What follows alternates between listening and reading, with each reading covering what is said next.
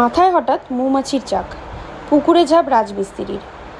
রাস্তায় চলাফেরা করার সময় একটু সাবধান, কখন যে কার কোন বিপদ হয়ে যায় কে জানে। প্রায় সময়ই অনেক বিপদ ঘাড়ে এসে চেপে বসে। ধূপগুড়ি পুরসভার ৯ নম্বর ওয়ার্ডের পাকাধর মোড় সংলগ্ন পঞ্চানন মোড়ের বাসিন্দা সদানন্দ রায়ের যেমনভাবে এক বিপদ শুক্রবার ঘাড়ে এসে চেপে বসে। শুক্রবারও প্রতিদিনের মতো সাইকেল নিয়ে রাস্তা দিয়ে যাচ্ছিলেন তিনি। হঠাৎ একটি মৌমাছির চাক উড়ে এসে তার মাথায় বসে পড়ে। ভাগ্যিস কাছে ছিল পুকুর।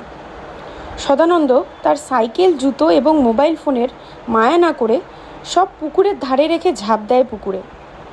তারপর স্থানীয় বাসিন্দাদের সহযোগিতায় পুকুর থেকে উদ্ধার করে টুকটুকিতে চাপিয়ে তাকে ধূপগুড়ি মহকুমা হাসপাতালে পাঠানো হয়। সেখানে তার চিকিৎসার বন্দোবস্ত শুরু হয়। এরপর তার বাড়ির লোককে ফোন করে খবর দেওয়া হয়। এখন ধূপগুড়ি মহকুমা হাসপাতালে চিকিৎসকদের নজরে রয়েছেন তিনি।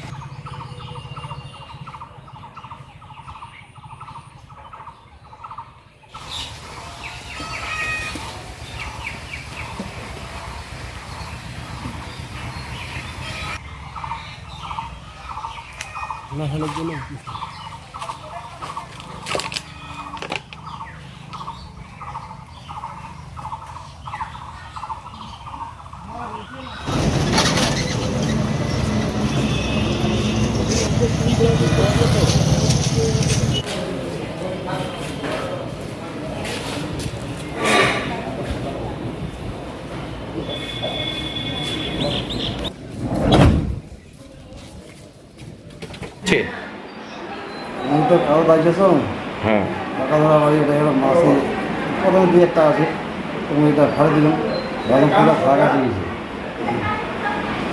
তারপরে ঠিক আছে বাসা আছে, বাসা আছে ওখান থেকে জমা টাকা দাও। কিছু লোক জমা হয়ে গেলে মোর ঘর আসি পাচ্ছে না, পুরো মাসি জায়গায় ঘুরে বেড়াচ্ছে। তারপরে মোর উঠে বসে যায়, তুই ওটি আমি অল্পখানে উঠিয়ে দৌড়ি যা জল আছে টিকিটে থাকবে। এবার আমাদের শুরু হয় ব্যবসা পরিচয় আছে, ব্যবসায় দিয়ে দেবে। যাওয়ার পরে মাছগুলা এগুলো ঘুরেছে। তারপরে মাছগুলো কমর সেগুলো অত উঠিয়ে আসে জমি জমা বারবার যাবে। তারপরে একটু খেলার করি, একটু হয়। কে নিয়ে আসলো? এমন সময় সুবোধ সাংবাদিক ও নিজে আমার পিছনে এসে আসলো। এখনও হাসপাতালে আসে, এখনও যায়নি আমাদের। নিজের টাকা পয়সা দিয়ে যে খাবার খাওয়া দিয়ে ওষুধ কিনে আনলে, ইন্স্যুরেন্স কিনে আনলে। আপনার নাম? আমার নাম সদানন্দ রায়, বাড়ি? পঞ্চানন মোড়, ওর মধ্যে ওরা গেল।